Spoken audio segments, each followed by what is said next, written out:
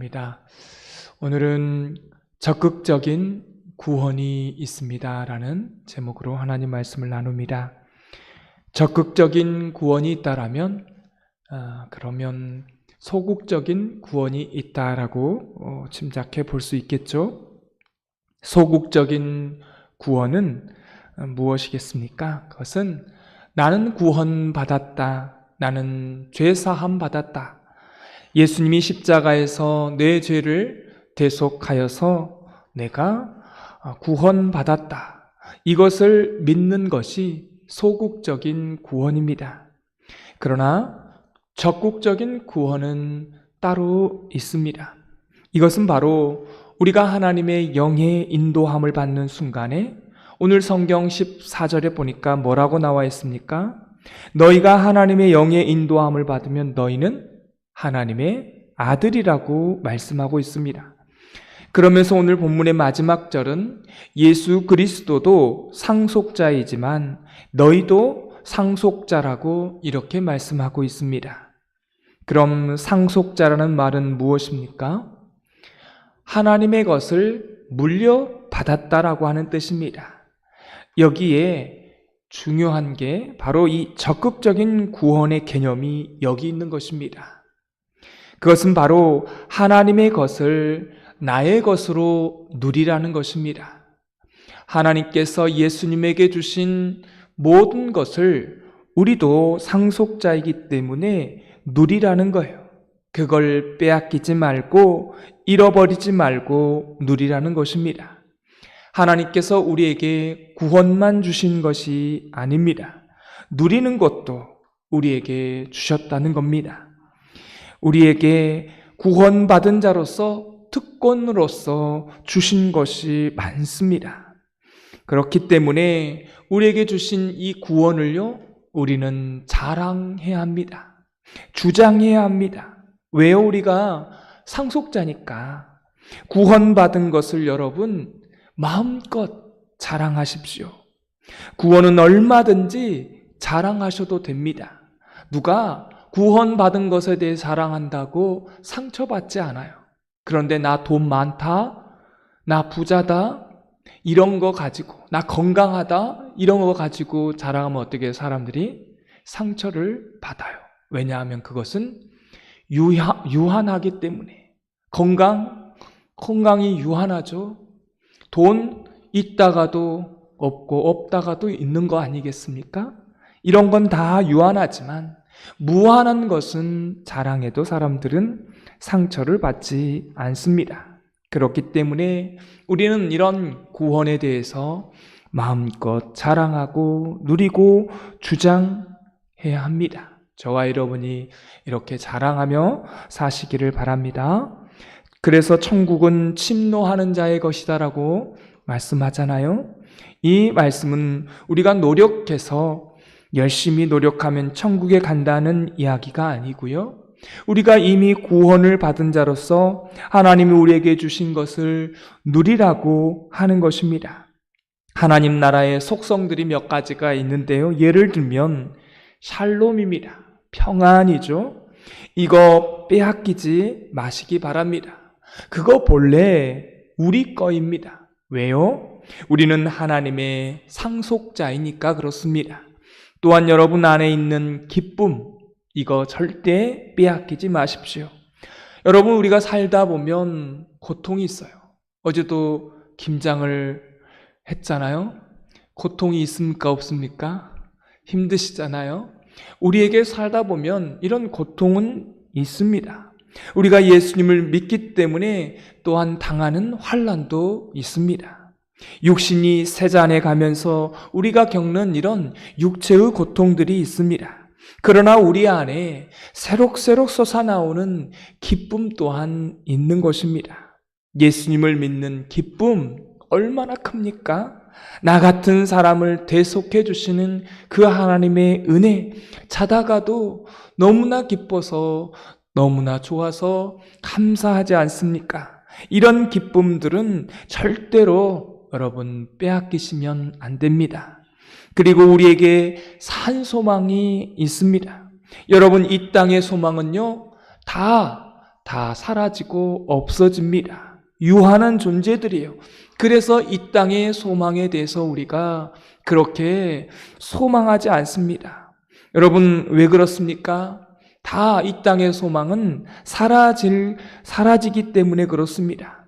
예를 들면 우리가 새로운 일들을 하기 시작합니다. 새로운 일이 주어졌어요. 얼마나 두근거립니까? 그거요, 산 소망이 아니라는 거예요. 왜요? 그렇게 새로운 일을 하고 두근거리고 해도 나중에 시간이 가면 그게 뭐예요? 다 사라진다는 것입니다. 조금만 지나면 익숙해지고 사라집니다. 또 한 가지, 또 시간이 지나면 다 그 일을 못하게 됩니다. 그래서 우리의 산 소망은요, 따로 있다는 겁니다. 예수님께서 재림하시면 내가 죽어서 가는 그 천국, 그 하나님 나라의 완성이 되고, 이런 것은 우리의 산 소망이 되는 것입니다. 절대로 여러분, 이런 것은요, 빼앗기면 안 됩니다. 우린 그거를 자랑하고 주장해야 하는 것입니다. 이건 내 거다. 왜요? 내가 하나님의 상속자이기 때문에 그렇습니다. 이렇게 여러분, 하나님의 상속자이기 때문에 이런 것을 주장하고 또 이런 것을 자랑하며 사는 그러한 삶, 그것이 바로 적극적인 구원이라는 것입니다. 오늘 본문은 이렇게 시작해요. 12절에 형제들아 라고 말합니다. 형제들이라 라고 말하는 이 말에는 전제가 있습니다. 우리가 다 천국에서 만날 사람 아닙니까? 저나 여러분 다 천국에서 만나지요? 천국에서 만날 때 어떤 호칭을 가지고 만날까요? 여러분들이, 저와 여러분이 천국에서 만났어요? 그때도 목사님 그럴까요? 아니라 그랬죠? 예, 형제님, 자매님 이렇게 부른다는 것입니다. 이게 제 이야기가 아니라 성경에 나와 있는 말씀입니다. 천국에서는 이 땅에서 부르는 그 호칭을 그대로 부르지 않아요. 이 땅에서 부르는 호칭은 이 땅에서만 부를 수 있는 호칭입니다. 한시적으로 그 기능만, 그 역할만 할 뿐입니다. 우리는 천국에 가면 부부 관계도, 자녀 관계도 다 부르지 않고 형제 관계로 호칭을 부르게 됩니다. 형제로 부른다는 말은 뭐겠습니까? 우리가 다 하나님을 아버지로 모시고 있다는 뜻이죠. 오늘 본문은 형제들아 라고 이 말씀으로 시작을 해요. 그리고 오늘 본문에 가장 중요한 구절이 있는데요, 14절입니다. 우리 다 같이 읽겠습니다. 무릇 하나님의 영으로 인도함을 받는 사람은 곧 하나님의 아들이라. 아멘. 우리가 하나님의 아들, 하나님의 딸 된 것은 하나님의 영의 인도함을 받은 것입니다. 성령님께서 우리 가운데 들어오셔서 예수 그리스도를 나의 구주, 나의 하나님으로 영접하게 만들어내신다는 것입니다. 이것이 누구의 공로입니까? 하나님의 영의 공로입니다. 그래서 우리가 하나님의 아들이 되고 딸이 되었습니다. 15절 그 다음에 기가 막힌 말씀이 또 나오는데요, 너희가 이제는 무서워하는 종의 영을 받지 않고, 여러분, 종의 영은 항상 무서워합니다. 오늘 여러분 새벽에 나왔는데요, 무서워서 새벽에 나왔습니까? 하나님께 기도하면 이 문제를 풀어주실까봐 두려워서 나오신 것입니까? 아니잖아요. 그렇게 나왔다라면 그건 누구의 영을 받은 거예요? 종의 영을 받은 거라고 오늘 말씀하고 있습니다. 이 종은요, 항상 주인을 두려워합니다. 제가 부목회자를 할 때, 부목사를 할 때 그런 마음도 있었어요. 담임 목사님을 모시면서, 담임 목사님만 모시면, 앞에 모시면 뭐예요? 두려운 마음들이 있어요. 무서운 마음들이 있어요. 우리가 종의 영을 받으면 그렇게 두려워하게 된다는 것입니다. 우리가 하나님 앞에 나왔을 때, 오늘 이 새벽에 나왔을 때, 주일 예배 드릴 때에 무서워한 마음이 있다라면, 주일 예배 한 번 빠지면 천국의 계단이 하나 빠지니까 그거 무서워서 나오면은 무슨 영을 받은 거예요? 종의 영을 받은 거라는 것입니다. 그런데 우리는 종의 영을 받지 않는 것이죠. 우리는 누구의 영을 받았습니까? 양자의 영을 받았다는 것입니다. 양자의 영. 그 양자의 영은 어떤 영입니까? 우리 15절 말씀을 다 같이 읽겠습니다. 너희는 다시 무서워하는 종의 영을 받지 아니하고 양자의 영을 받았으므로 우리가 아빠 아버지라고 부르짖느니라. 아멘. 누구의 영을 받았다는 겁니까? 양자의 영을 받았다는 것입니다. 그러면 도대체 양자의 영은 무엇을 말하는 것일까요? 이 사도 바울의 귀한 고백이면서 교리인데요. 이런 뜻이 있습니다. 저와 여러분은 하나님의 자녀가 원래는 아니었습니다. 구원받기 전에는 우리는 누구의 종이었습니까? 죄의 종이었어요. 분명히 성경에 마귀의 자녀라고, 사단의 종이라고 나와 있습니다. 그래서 사단이 부리는 대로 우리가 살았습니다. 어둠 속에서 이집트에서 이스라엘 백성이 430년 동안 그렇게 노예로 살아왔듯이 우리도 죄의 노예로 평생을 살아왔던 것입니다. 바로 이것이 성경은 우리가 본래 하나님의 자녀가 아니었다는 것입니다. 근데 우리를 하나님의 아들로 입적시켜 주신 거예요. 누구의 공로로요? 예수님의 영, 예수님의 영으로, 하나님의 영으로 우리를 그렇게 하나님의 자녀가 아니었는데 그 예수님의 공로로 힘입어서 우리를 입적시켜 주신 것입니다. 예수 그리스도의 그 십자가의 공로를 힘입어서 우리를 양자로 삼아 주셨다는 것입니다. 할렐루야. 그러면 왜 이런 말씀을 하셨을까요? 여기에는 중요한 존재가 있습니다. 여러분, 친자식이 있고요, 양자가 있습니다.